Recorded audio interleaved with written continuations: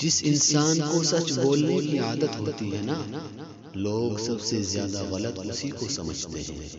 زندگی بھی کتنی عجیب ہوتی ہے، مسکراؤ تو لوگ جلتے ہیں، اداس رہو تو سوال کرتے ہیں۔ پریوار کا ہاتھ پکڑ کر چلیے صاحب، لوگوں کے پیر پکڑنے کی ضرورت نہیں پڑے گی۔ نصیب سے زیادہ قیمتی دعا ہوتی ہے، کیونکہ جب زندگی میں سب کچھ بدل جائے تو دعا نصیب بدل دیتی ہے۔ غصہ ہو کر بھی فکر کرنے والی ایسی تو صرف ماں ہوتی ہے۔ جب کوئی آپ کے سامنے غصے میں بات کرے تو اسے خاموشی کے ساتھ غور سے سنیے، کیونکہ غصے میں انسان اکثر سچ بولتا ہے۔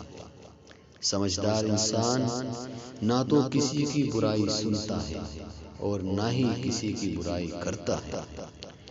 جاہل کے ساتھ بیٹھنے سے بہتر ہے کسی عالم کے ساتھ فرش پر بیٹھو۔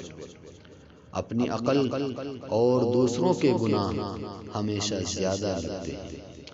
بے شک حالات انسان کے ہاتھ میں نہیں ہیں، لیکن جس کے ہاتھ میں ہیں وہ بڑا رحیم و کریم ہے، اس لیے اسی کو خوش رکھنے کی کوشش کرنی چاہیے۔ جب منہ پر بولنے کی عادت ہے تو منہ پر سننے کی عادت بھی ہونی چاہیے۔ انسان اچھے لوگوں سے بھی ڈرنے لگے تو سمجھ لیں کہ کسی نے اعتبار نہایت ہی سلیقے سے توڑا ہے۔ ماں باپ کی تکلیفوں کو نظر انداز مت کرو، کیونکہ یہ دونوں جب چلے جاتے ہیں نا تو ریشم کے تکیوں پر بھی نیند نہیں آتی۔ اس باپ کے سامنے اکڑ کر مت چل اے انسان، جس نے تمہیں چلنا سکھایا ہے۔